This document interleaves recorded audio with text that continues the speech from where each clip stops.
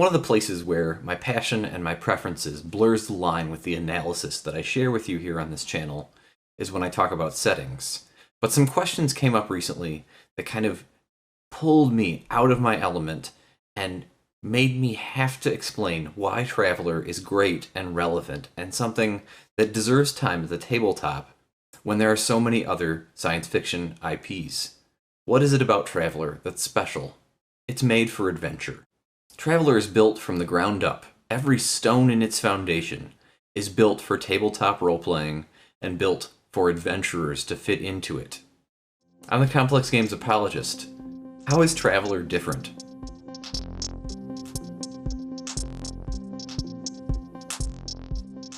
A few weeks ago, I was reminded that Traveller began as something of a toolkit system, that the Third Imperium setting was not even really implicit in the original Little Black books, and that it emerged over time as GDW kind of promoted it as the default setting and also the game at once. But even in that 1977 release, there are already foundational assumptions about how tabletop role-playing works and what the player adventuring group is.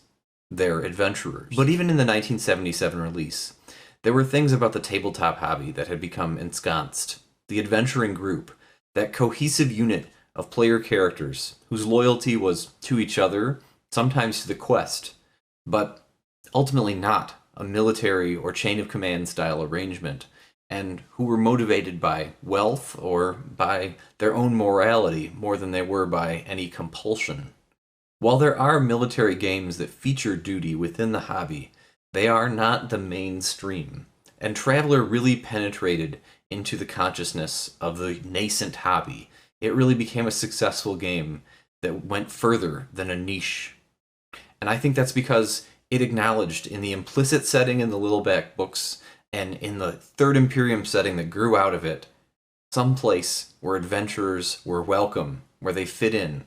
Now, how is that different than other science fiction that's created for television, for film, or for books? Well, the imperative in those media is sometimes to use science fiction as a vehicle to show you a lot of eye candy. And it's almost never going to be about agency and the choices that the protagonists have before them. And bombast, the pew-pew laser, the impending promise of existential conflict between aliens or between good and evil in science fantasy is something that's always looming on the horizon and sort of clouding up the works if the players are just going to do something simple, like look for treasure on an abandoned planet.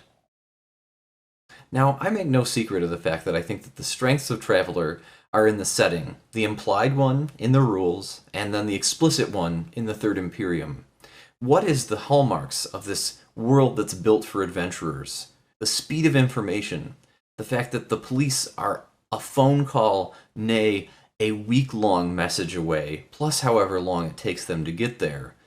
There's the speed of light, which is obeyed, which means that even if you are sending by radio, there's a delay. You put yourself into danger in a way that we're very familiar with in this hobby. The players are isolated in dungeons in the most popular role-playing game, but outer space is just like that, even today.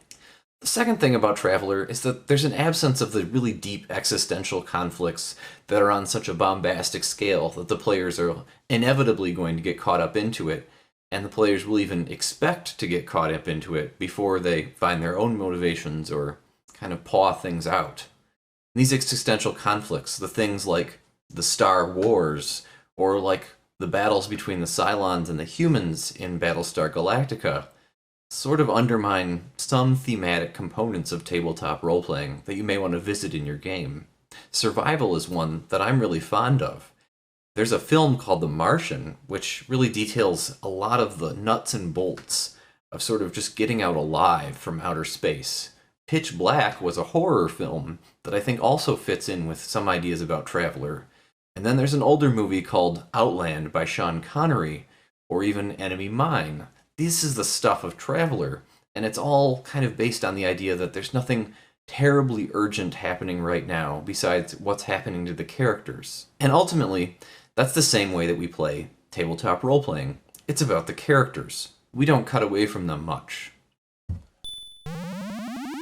Another hallmark of how Traveler really fits in with tabletop role-playing is the amount of space there's in it.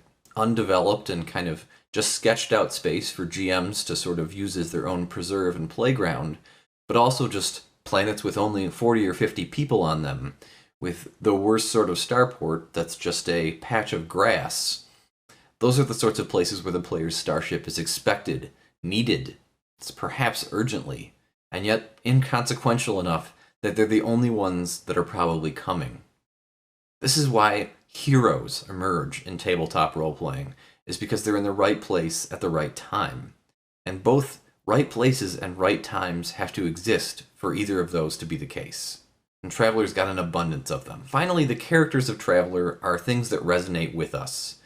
They are either aliens whose motivations and worldview are different in ways that are really interesting and compelling to roleplay, much in the same way that there are people in other parts of our world who look at things very differently, but whom we have to acknowledge we share humanity with. Well, role-playing these aliens is very interesting. In contrast, I think that a lot of other settings make aliens into something trivial. They're another latex face. And at the end of the day, there's a lot of humans who are a lot like us in Traveler. There's not this Ray Kurzweil singularity transhuman prospect, which is really strongly felt in Traveler. And if you're looking for an explanation for why Traveler isn't dominated by these transhuman themes, well, look no further than the jump drive and the speed of information problem. If you want to give up your personal bodily self and plug yourself into the internet for eternity, well, then you won't be on the frontier. And at the same time, there's a wider society than just one star system that you may want to visit and share in.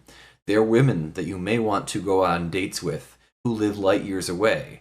And if you alter your body and your genetic material, well, it'll have a hard time enjoying their company. There's all sorts of thematic elements that emerge from this larger universe. And if you're looking for a reason for why humanity was preserved, and why it still exists in a form that's easy for us to roleplay in Traveler, it also goes back to the question of who is it that would be willing to go out to the stars and find their way and take these big risks. They are not the sort of people who want to be plugged into the internet all the time. And they're also the sort of people who probably want to preserve things about humanity. They're sort of maybe conservative, I think is the word. They may even have religions or folkways that they feel are being obscured by the runaway pace of modern life, and outer space is the place for them. And so that original seed of growth, I think that's the explanation there for why Traveler is the way it is.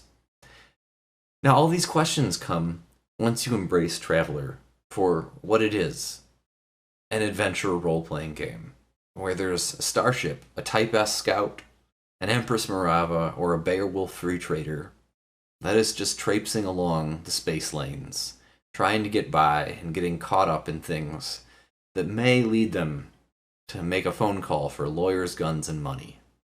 I'm the Complex Games apologist, and listen to me talk a little bit about my old friend, my favorite starship, which will be in the next video. Thanks. This is my good friend, the Empress Marava. She's been through a few campaigns now. She's had a few names, a few different coats of paint across her hull. A pirate flag has been trolled behind her, flowing in the vacuum of space. She's seen some things, but she's always been just the right size. She's had just the right number of nooks and crannies, of wads of gum and secret notes carved into the paint between lovers decades ago. Her engine room is a place where countless gremlins have manifested across the years. A place where parties have had to land on treacherous planets to procure that part that's going to get them going again. And this cargo bay has seen more than its fair share of illicit trade. Thank you for checking out my channel. If you enjoyed what you've seen here, maybe check out one of my in-depth video essays on topics in the tabletop gaming world, or subscribe with alerts so that you get updated anytime I put up new content here on YouTube. And above all, let me know what you think about this topic and about my videos in general by leaving a like or a dislike, and especially your own opinions in the comments below.